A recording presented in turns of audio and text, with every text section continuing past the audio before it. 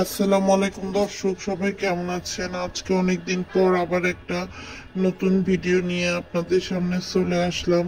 আসলে একটা দীর্ঘ বিরতিতে চলে গিয়েছিলাম, তো আজকে সকাল থেকেই মনে হচ্ছিল যে যেহেতু দীর্ঘ বিরহের পরে রাজ আর শারমিনের একটা মিল হয়ে গিয়েছে, তা আপনাদের সাথে আসলে আমার রাগ করে দূরত্ব বজায় রাখা ঠিক না। এই জন্য সন্ধ্যার সময় যখন ভিডিও বানানোর প্রিপারেশন নিয়েছিলাম, বিশেষ করে রাজ আর শারমিনের এই যে কিভাবে ড্রেনের পানি এরা নিজেরাই কালো করে তার মধ্যে হেগে গন্ধ ছড়িয়ে আবার নিজেরাই গিলে শুধরাচ্ছে, ভিউ পাওয়ার আশায় কত নিচে নামছে, যখন ভেবেছিলাম এগুলো নিয়ে আলোচনা করব, ইউটিউবে ঢুকেই তো আমার মাথায় হাত।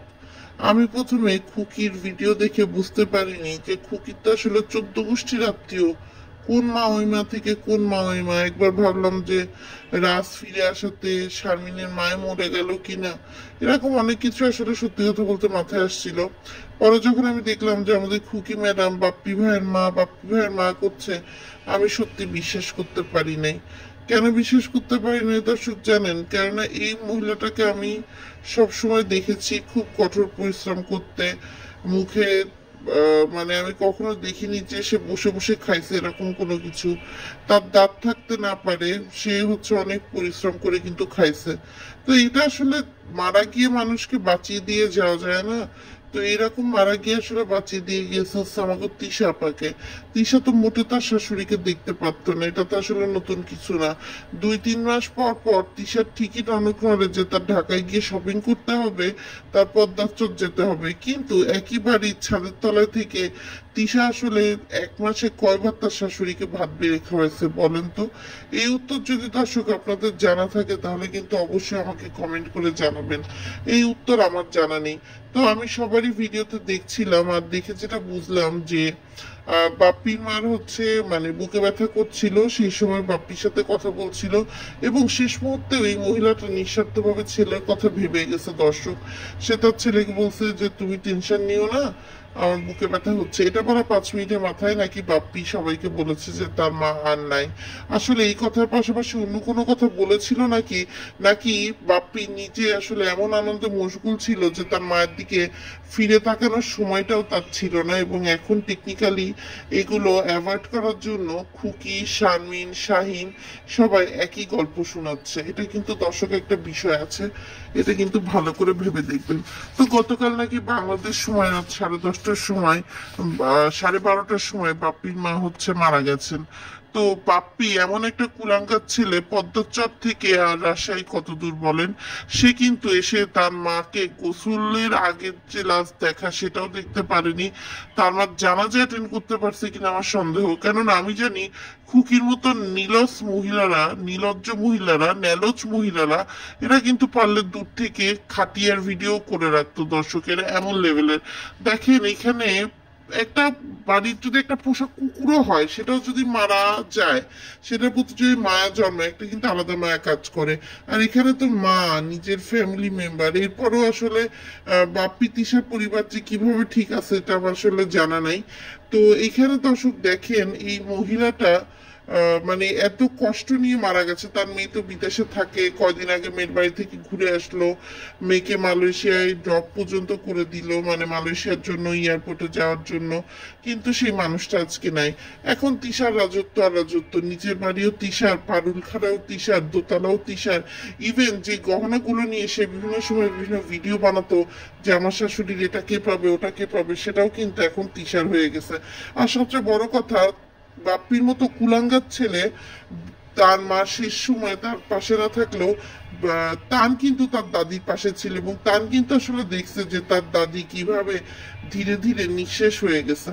তো দর্শক দেখেন, খুকি এমন একটি ইনসেনসিটিভ ব্যক্তি, সে ছাদে গিয়ে লিচু দেখাচ্ছে, ডাব দেখাচ্ছে, আম দেখাচ্ছে, আবার বিকালবেলা পারমাণবিক চুল্লির ওখানে সূর্য উঠছে না চাঁদ উঠছে পেছনে রেখে ছবি তুলছে। বাপ্পি আর মনে হচ্ছে সবাই একটা পিকনিকে গেছে, কারণ মা মরলো কি বাঁচলো এদের যেন কোনো কিছুই আসলে আসছে না।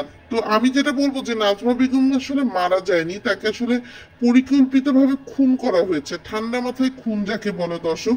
এবং তিশা কিন্তু স্লো পয়জন দিয়ে দিয়ে আসলে তার শাশুড়িকে আজকে এই পর্যায়ে এনেছে।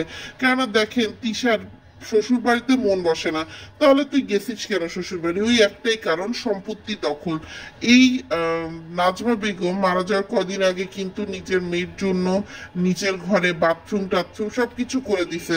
বাপ্পি এমন একটা বেয়াদব অকন্যা ভাই, সে কিন্তু একবার উঠে এসে তার মাকে বলে নাই যে দরকার নাই, তুমি কেন খরচ করবা, আমি আমার বোনের জন্য খরচ করব। তো দর্শক দেখেন, এদের মা তো মারা গেছে, এদের জন্য সুবিধা করে দিয়ে গেছে। এরপর দেখবেন যে সারা ইউটিউব জুড়ে যেমন নাজমা বেগমের মৃত্যুর সংবাদ, মৃত্যুর কারণ কি, হ্যান ত্যান এগুলো ঘোরাফেরা করছে, তেমন দেখবেন 2 দিন পরে বাপ্পি আর ফাতিহার যে কান্নার সিরিজ, যে কে কত কাঁদতে পারে, এটা শুরু হবে। তার সাথে তো তেনজিলার প্যাপু প্যাপু আছে। খুকি তো অলরেডি তার বড় আপা তিশার পক্ষ নিয়ে বলছে, আপাকে এত টেন্সড আমি কখনো দেখিনি, কোনো শাশুড়ি মারা গেলে পুতের বউকে এরকম দেখিনি। আরে ভাই তুই দেখবি কি করে? তুই কয়বার ছেলেকে বিয়ে দিছিস? তুই আগে দেখ না আবু তালহাকে বিয়ে করে, মানে বিয়ে দিয়ে যে আবু তালহা বিয়ে করায় তুই দেখ যে আবু তালহার বউ তোর কথা শুনে কিনা না তোকে মারার জন্য এই তিশার মতো স্লো পয়জন প্ল্যান করে। অনেকে এই কথা বলতেছে যে তিশাই যে মাঝখানে রাগ করেছে তার বাড়ি ফেরত এলো।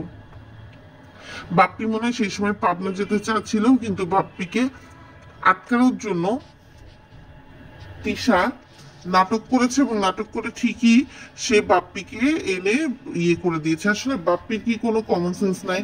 সব দোষ তিশাকে দিয়ে লাভ আছে? নিজের ঘরের রক্ত যদি দর্শক ভালো না হয়, নিজের ঘরকে যদি শুধরানো না যায়, তাহলে তো আসলে কাউকে দোষ দিয়ে দর্শক লাভ নাই। তবে একটা বিষয় খুব ভালো লাগতো আমার ভিডিওতে, সেটা হচ্ছে নাজমা বেগম এবং তাবিয়ার যে বন্ডিংটা। তাবিয়া কিন্তু তার দাদিকে অনেক ভালোবাসতো, হয়তো বা ও ছোট মানুষও এখন বুঝছে না, কিন্তু ও যখন রিয়েলাইজ করবে, যেহেতু এই ভিডিওগুলো সবই থাকবে, তখন কিন্তু আসলে বুঝবে যে ওর মা আসলে কত বড় ডাইনি একটা মহিলা, যে তার ডাইনি গিয়েতে তার নিজের দাদিকে পর্যন্ত সে খেয়ে ফেলেছে।